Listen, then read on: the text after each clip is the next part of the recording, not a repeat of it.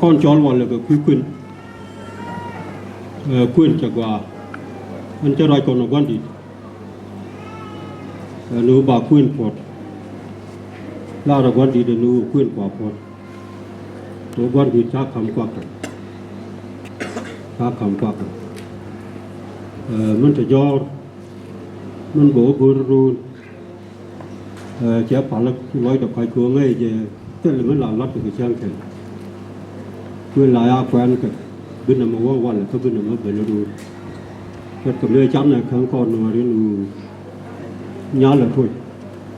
luôn quyền này thôi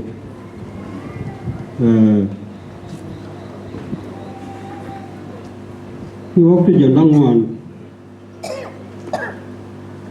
cái đó đang đi chứ không có quan điểm cô gió nó đang quan đi cả rồi khăn thứ của cái học đạo của con quyền là mình quan lại